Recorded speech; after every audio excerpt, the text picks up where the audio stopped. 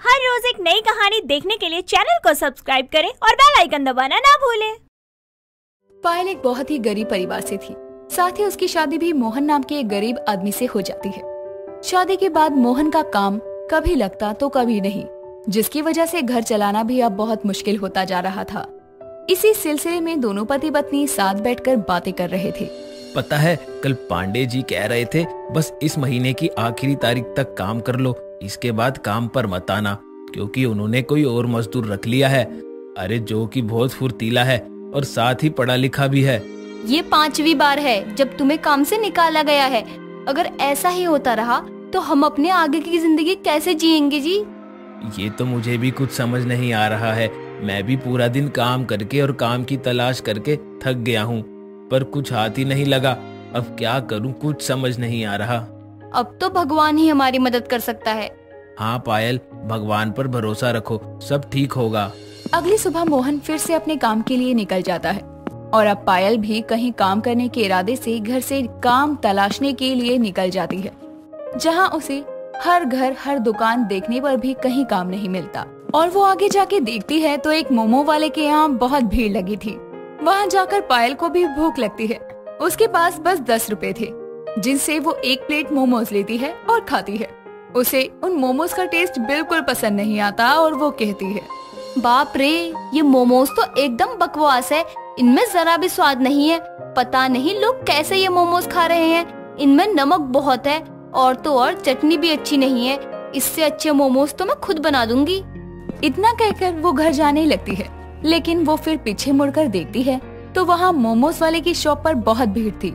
ये देखकर वो एक बार फिर खुद से कहती है, वैसे ये भीड़ देखकर लग ही रहा है कि ये मोमो वाली दिन भर अच्छी खासी कमाई कर लेती होगी। क्यों ना मैं भी एक ऐसी छोटी सी मोमोज की दुकान खोल लूं? क्या पता मेरा भी काम चल जाए और घर में कुछ पैसे भी आ जाएंगे। एक बार उनसे बात करके देखती हूँ।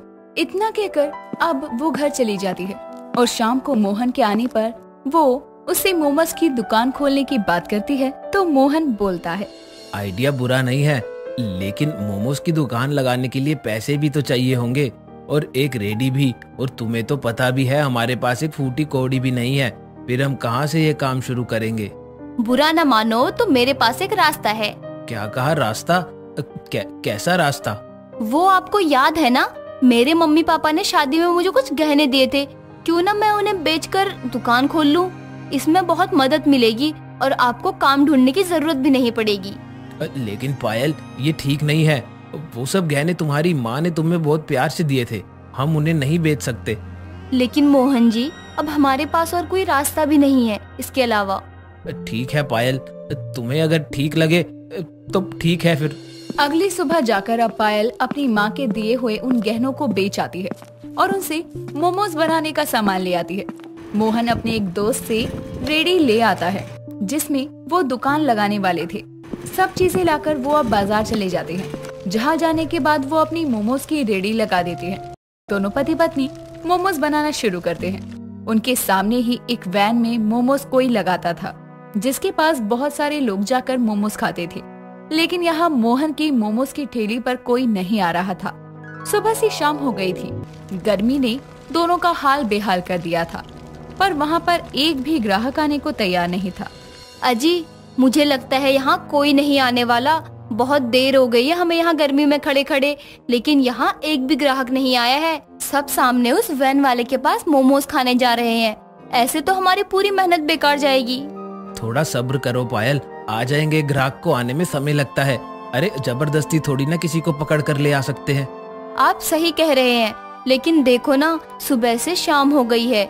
अगर ये सब सामान और मोमोज बच गए तो हम बर्बाद हो जाएंगे। मोहन भी अब अपनी हिम्मत हारने लगता है और कुछ देर बाद अपनी ठेली घर ले जाने के लिए आगे बढ़ता है। तभी वहाँ एक लड़की आती है और कहती है, भैया एक प्लेट मोमो देना, कितने के हैं? क्या मोमो चाहिए? बस 10 रुपए के हैं। अच्छा 10 रुपए के हैं, ये सही है। वहाँ जो वैन वाला है वो 25 रुपए प्लेट देता है, यहाँ बस 10 में मिल रहे हैं। आप ऐसा करो, मुझे 2 प्लेट मोमोज पैक करके दे दो। हाँ क्यों नहीं, अभी रुको, मैं अभी आपके लिए पैक कर देता हूँ। मोहन उस लड़की के लिए मोमोज पैक कर देता है, जिसके बाद वो वहाँ से चली जाती है। उसके जाने के बाद वहाँ और भी लोग मोमोज लेने आते हैं, देखते ही देखते मोहन और पायल के सारे मोमोज बिक जाते हैं। ये देखकर दोनों ही बहुत खुश हो जाते हैं कि अब उनकी मेहनत बर्बाद नहीं होगी। दोनों सारे मोमोज बेचकर घर चले जाते हैं और घर में बैठकर अपने पैसे गिन रहे होते हैं। 4000, 5000 और ये पूरे 6000। देखिए जी, आज हमने पूरे 6000 कमाए हैं। हमारी मेहनत रंग लाई।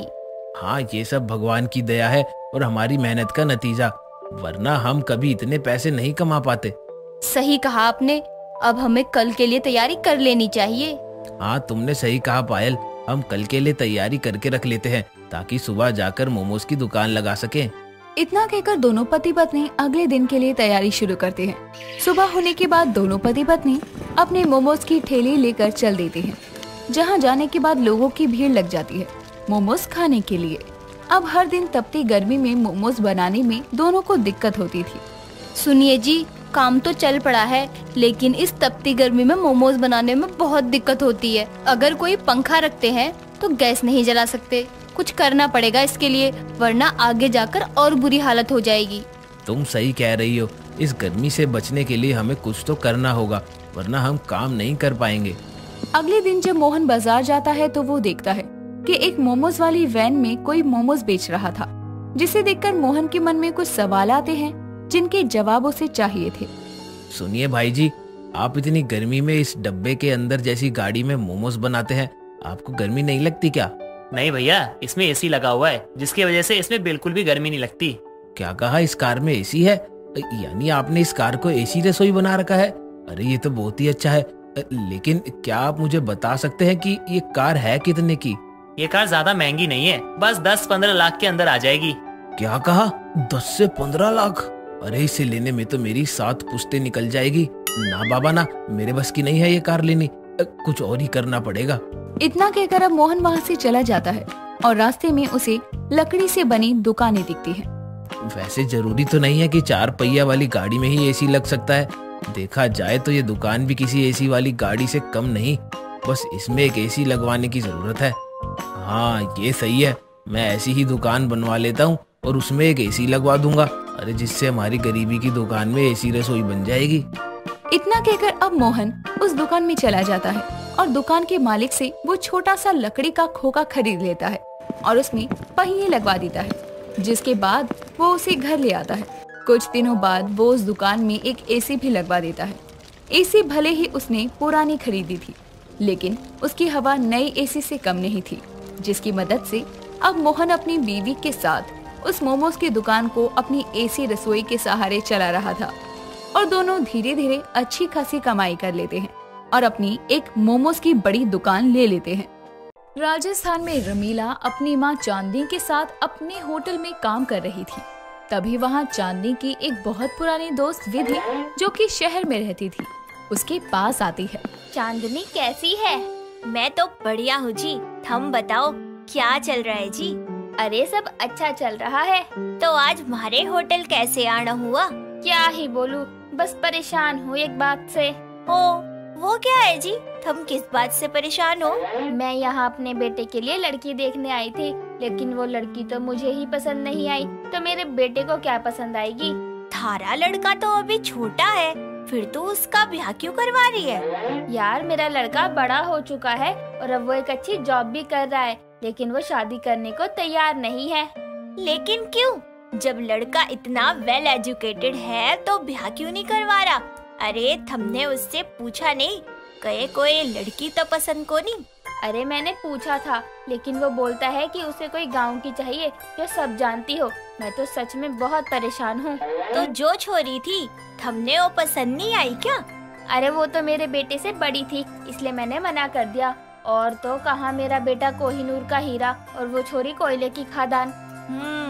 जो तो बड़ा मसलो है। अब क्या सोचा है फिर? दोनों आपस में बातें कर रहे थे कि तभी वहाँ पर रमीला आती है और विधि को देख रमीला अपने दोनों हाथ जोड़कर नमस्ते करती है। खम्मा घड़ी का किसा? खम्मा घड़ी मारी लाडो। हाय, ये तेरी बेटी है चांदनी?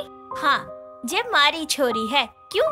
घड़ी चोखी लग रही है सच में। ऐसी लड़की तो मैंने आज तक नहीं देखी। अब मारी छोरी है ही इतनी चोखी? सच में बहुत सुंदर लग रही है चांदनी। मैं तो इसको अपने बेटे के लिए पसंद कर चुकी हूँ। क्या तू अपनी लड़की को मेरे घर की इकलौती बहू बना सकती है? तू अपनी बेटी का हाथ मेरे बेटे के हाथ में दे सकती है? नेकी और पूछ पूछ। अरे जब मारी छोरी नु इतना बढ़िया रिश्ता मिल रहा है तो मना कैसे करूं? क्यों रमीला, करना चाहती हो मेरे बेटे से शादी? अब वो कुछ नहीं बोलेगी क्योंकि उसकी अम्मा ने बोल दिया है। इसीलिए जो उसकी अम्मा बोलती है ना, मारी छोरी के लिए वह पत्थर की लकीर है। मारी लाडो रानी तो गाय है गाय। अब क्या था, चांदनी और विधि अपने बच्चों का रिश्ता पक्का कर देते हैं। और जब विधि वापस शहर जाती है तब वो अपने एकलौते बेटे अमन को कहती है, बेटा अमन, मैं जब राजस्थान गई थी तब मैंने एक रमीला नाम की लड़की से तेरा रिश्ता पक्का कर दिया है। माँ, ये क्या बोल रही हो आप? रमीला? हाँ रमीला। क्यों? मॉम, आई एम 100% श्योर कि वो गवार ही होगी। यार तुम ऐसे कैसे किसी भी लड़की से मेरी शादी फिक्स करवा सकती हो माँ? बेटा वो गवार नहीं है, पढ़ी लिखी है, वेल एजुकेटेड है, बस इंग्लिश कमजोर है, लेकिन हाँ खाना अच्छा बनाती है। और तुम तो जानते ही हो राजस्थान में कितने पकवान बनते हैं। तुम्हें जैसी चाहिए थी वैसी ही है वो। जो मर्जी करो, मैं आपको कुछ नहीं कहूँगा, लेकिन उसको बोलो अपना नाम चेंज करवा ले। अब नाम में क्या प्रॉब्लम है? अमन कुछ नहीं बोलता और वहाँ से चुपचाप चला जाता है।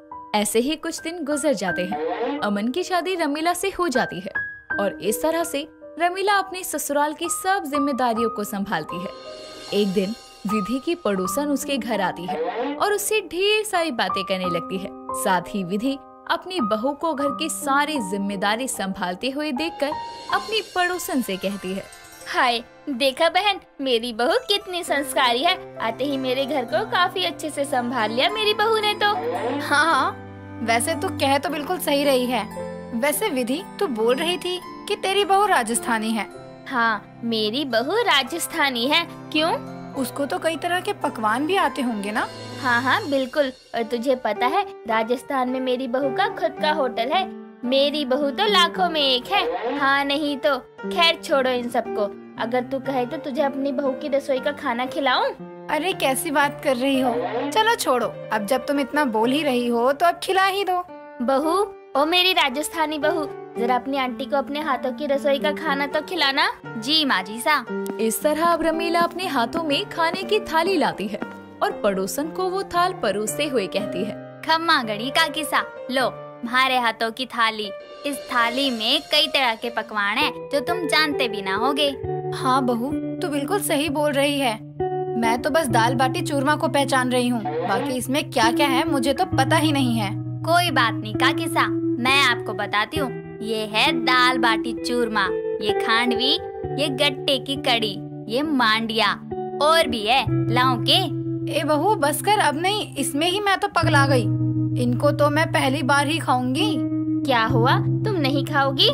अरे ना बाबा ना, मेरा तो इसमें ही पेट भर जाएगा, बहुत सारी है। इतना बोलकर अब पड़ोसन खाना खाने लगती है और जब वो उसके हाथों का बना खाना खाती है तो अपनी उंगलियां चाट चाट कर साफ करने लगती है। कुछ समय में वो खाना खाकर हाथ धोती है और रमीला के हाथों में पैसे पकड़ाकर उसे आशीर्वाद देते हुए कहती है, बहू तूने तो आज सच में दिल खुश कर दिया मेरा। तेरे हाथों में जादू है जादू। खैर तू अपनी रसोई में क्या क्या रखती है, एक बार मुझे दिखाएगी? जी जी जरूर काकी सा, आइए।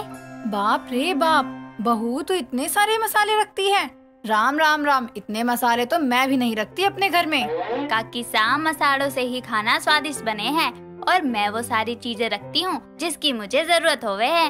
पड़ोसन अब बातें करके अपने घर चली जाती है। रमीला के घर से जाने के बाद मानो विधि के पड़ोसन के मुंह पर तो खाने के नाम पर एक नाम रटा हुआ था, वो थी रमीला। वो जहाँ भी जाती रमीला की तारीफ करते नहीं थकती। ऐसे ही अब हर कोई किसी न किसी बहाने से विधि के घर आता और उसकी बहू रमीला के हाथों का खाना खाने लगता। देखते ही देखते अब रमीला की रसोई और रमीला काफी ज्यादा फेमस हो गई थी। ऐसे ही एक दिन, रमीला आज कुछ क्लाइंट्स आ रहे हैं, वो अंग्रेज हैं तो उनके लिए कुछ अच्छा बना देना। अमन तो चिंता मत कर, मेरी बहू बहुत संस्कारी है और उसको क्या देखना है वो बहुत अच्छे से जानती है। जो भी है बस शाम को ध्यान रखना कुछ गड़बड़ ना हो। ठीक है अमन जी। अमन अब वहाँ से चला जाता है तो वहीं उसके जाते ही रमीला भी अपने कामों में लग जाती है और काफी सारे पकवान बनाकर रख देती है। शाम को जब अमन के साथ उसके क्लाइंट आते हैं तो वो सभी मीटिंग करने के बाद खाने की टेबल पर बैठते हैं, जिसमें से एक अंग्रेजन बोलती है, Oh my God! Seriously? I'm very hungry. So what's for dinner tonight? I have heard that very good dishes are made in India. Yes, you heard it right. And my wife also cooks very well. तो please हमको खाना परोसिए। उन अंग्रेजों की बात सुनकर अब रमीला सबको खाना परोसी है, जिसके बाद अब सब खाना खाने लगते हैं। खाने के दौरान अंग्रेजन फिर से बोलती है, लेकिन इस बार वो रमीला से कहती है, Yummy dude! What a delicious food you have cooked. I have never eaten such food. What have you put in it? Actually, my wife. Just the spices of my kitchen. Oh wow, that's nice. मुझे तुम्हारा खाना बहुत अच्छा लगा। मैं तुमको blessings देना चाहती हूँ। वो क्या कहते हैं इंडिया में, सौभाग्यवती भव। अमन, really, your wife is wonderful. May God keep both of you happy like this always. And yes, now our deal with you is confirmed. और आपकी पत्नी के लिए एक ऑफर है।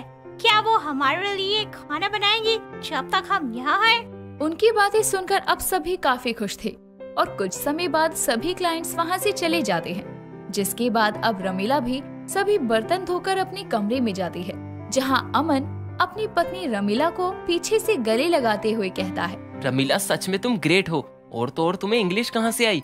तुम्हें तो इंग्लिश नहीं आती थी ना? नहीं आती थी, लेकिन मैं अपने लोगों की बेइज्जती थोड़ी ना करवाना चाहती थी, इसलिए मैंने अंग्रेजी सीख ली बस। वैसे तुम्हारे हाथ और तुम्हारी रसोई की वजह से देखो ये डील डन हो गई, साथ ही तुम्हें एक वर्क भी मिल गया। आई एम सो हैप्पी यार, आई लव यू। अब तुम भी मुझे आई लव यू बोलो। ना, मैं अंग्रेजी नहीं बोलूंगी। अच्छा बाबा, जैसे बोलना है बोलो। हूँ थाने प्रेम करूँ। उसकी ये भाषा सुनकर अब अमन हंसने लगता है और उसे गले से लगा लेता है। दोस्तों, अगर आपको ये कहानी पसंद आई तो इसे लाइक करें, शेयर करें और कमेंट करके बताएं कि कहानी में आपको सबसे अच्छा क्या लगा।